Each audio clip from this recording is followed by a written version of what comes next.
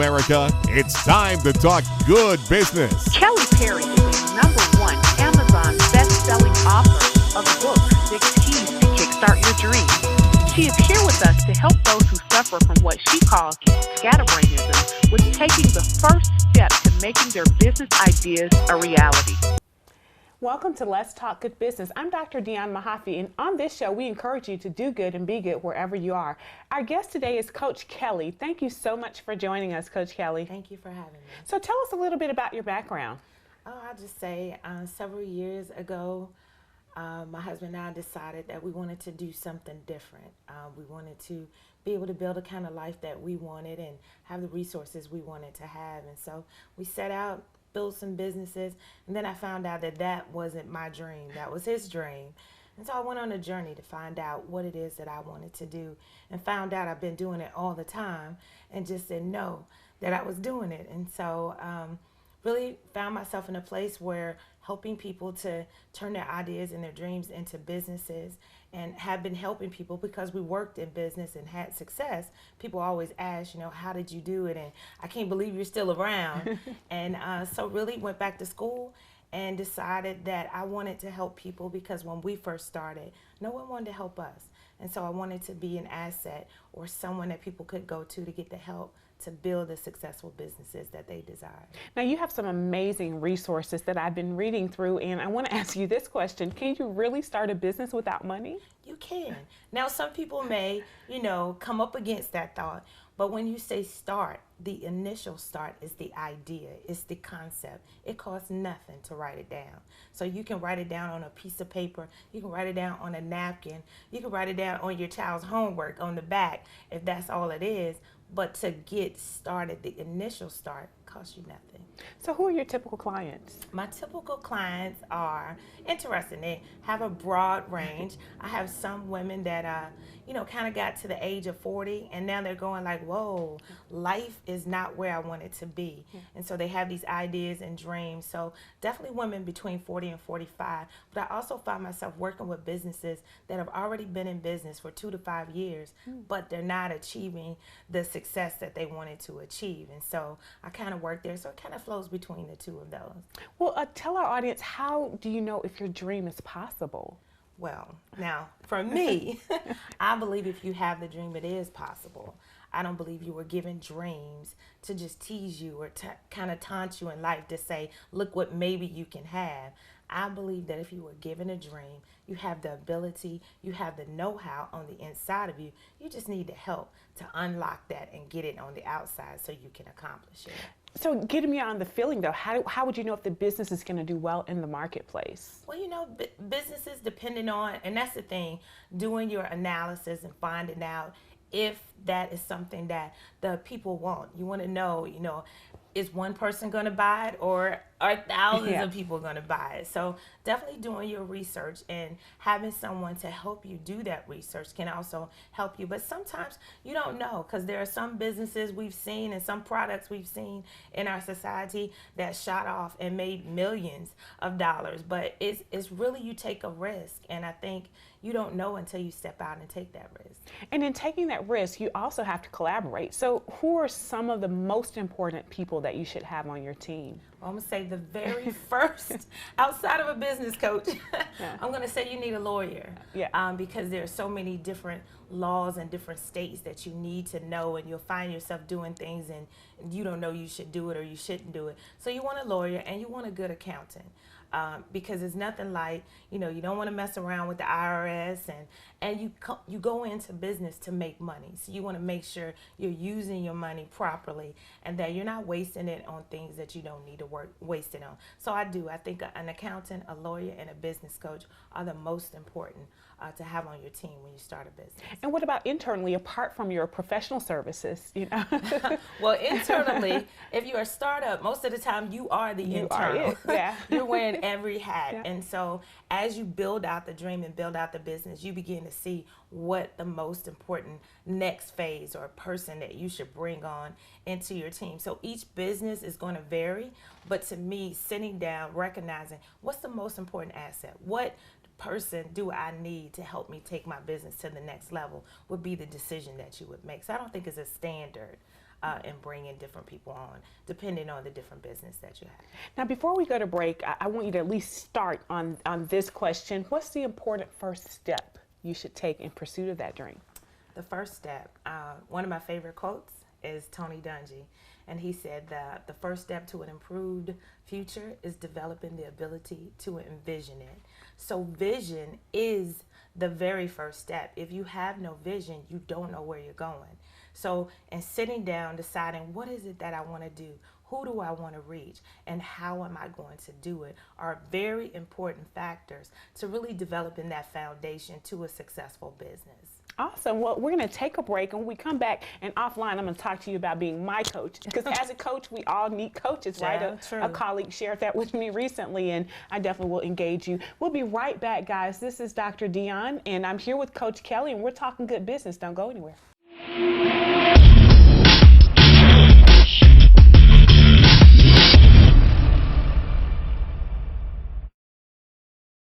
Welcome back. This is Dr. Dionne and Coach Kelley. Coach Kelley, before we went to break, and you shared it with me, offline, and I want us to recap. We were talking about the first step that you should take in pursuing a dream or starting a business. Mm-hmm.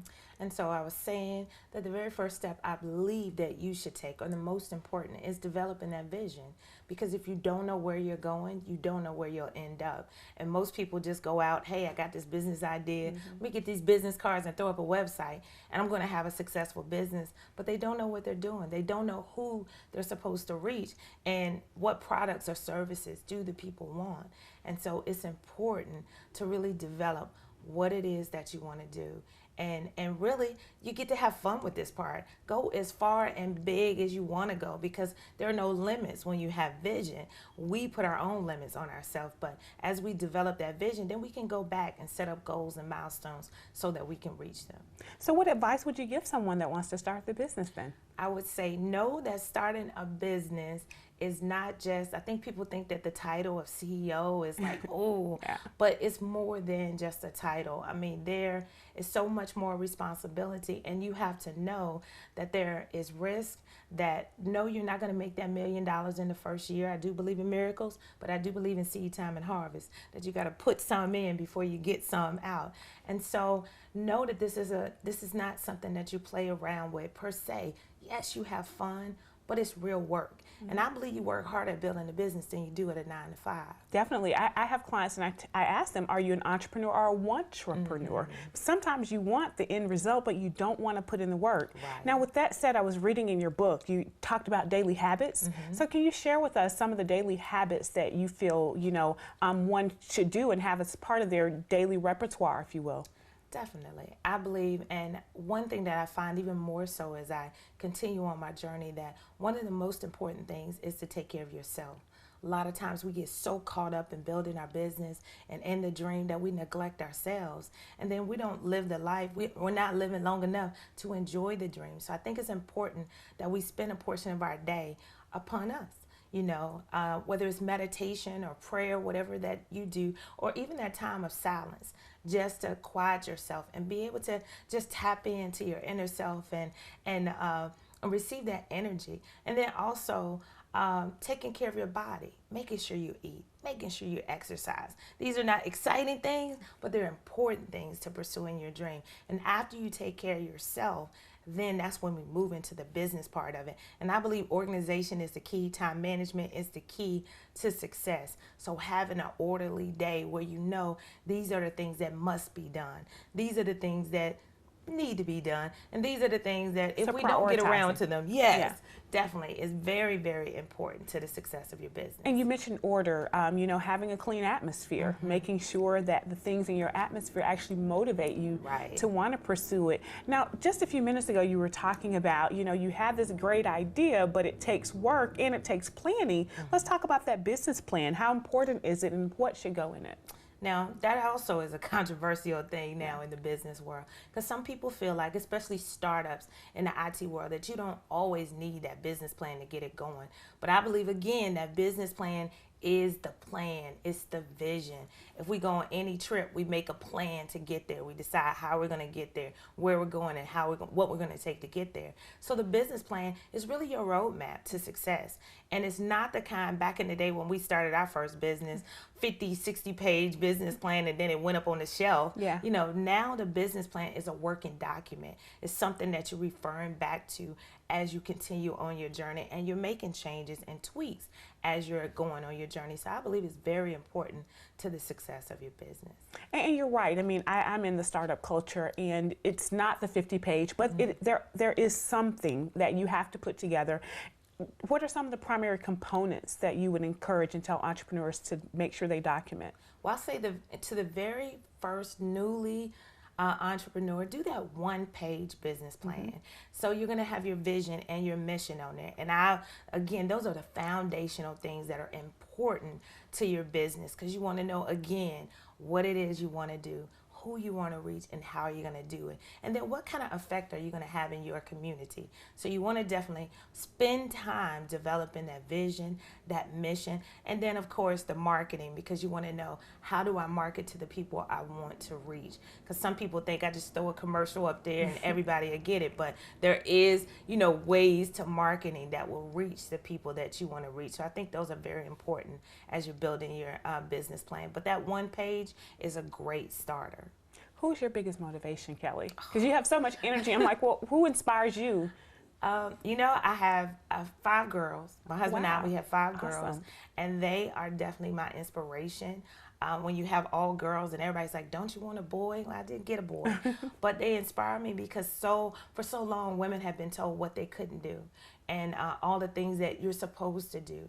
And I like to show my girls that you can do whatever you want to do. You can take your ideas and your dreams, and they can become reality. And I like to show them in every phase in my life that even with children and a husband and, you know, active in a community, you can still do what you want to do.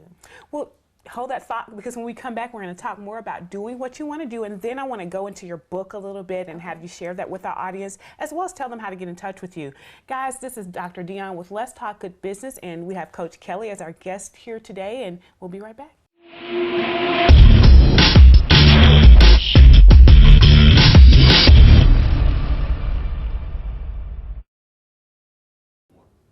Welcome back. This is Dr. Dionne, and our guest today, Coach Kelley, was just sharing with us that her 5 daughters have motivated her to be the best businesswoman that she can be. And in her coaching practice, she shares with her clients how they can also achieve their dreams. So let's continue talking about motivation. How do you get your clients, if they're not motivated and they come to you just feeling sort of listless and, you know, down on themselves, how do you get them motivated? Well, one of the things I do for my clients, all of them, every morning they get an inspirational message from me. And so I'm always pumping them with things to inspire. And I dig in, I ask questions, I find out about them, what motivates them, what encourages them, what's a spark, why do they do what they do? Because at the end of the day, it's going to come back to that why. When you're not feeling like doing it, well, this is why you want to do it. Yeah. And when you come back to that why, you really recognize, let me get up and do what I'm supposed to do. So now you've motivated them, and then you assist them with their business planning. If business and entrepreneurship is one of their pursuits, and then you help them get to the marketplace. What are some additional things that you do for them in your coaching practice? Well, one of the things I do in my coaching, or really I call it coaching consulting practice, because they kind of flow between the two. But really, I'm like a partner to them. The only difference is we just don't sign a partnership agreement. So I come in any area of their business. If it's their website that needs to be redone, I make sure that takes place. If it's new marketing ideas, I help them come up. And then I also get in there to make sure that those marketing ideas take place. If it's their social media, then my team comes in and we help with their social media. So I take things off of their plate that are really keeping them away from the most important part of their business, so that they can focus on the important part, and then we can take care of those other things that are not as important. So you're a coach and a consultant? Yes. Okay, and so from a consulting perspective, just, for our audience sake, is there a different level of engagement? Do they come to you for either or is it a natural amalgam in your business? I'm gonna say it's natural because they need the consulting help, but sometimes they don't know they need it until it's made aware to them. But also in the coaching part, because it's helping you to set those goals, and it's that accountability. Because a lot of business owners, have problems with staying on task, and so helping them to stay on task. So there are days when they don't like me because I help them stay on task, but they appreciate it at the end of the day. Now, for our audience, because there's a line that you have to draw in the sand between the coaching, because you're their coach, you're encouraging them. Hey, here's your run of show for the game of life. Here's your game plan, if you will. And then as a consultant, sometimes you just do it. Right. Now, I'm a natural giver, so sometimes I find myself just doing it in areas where I really need to encourage them to do it themselves.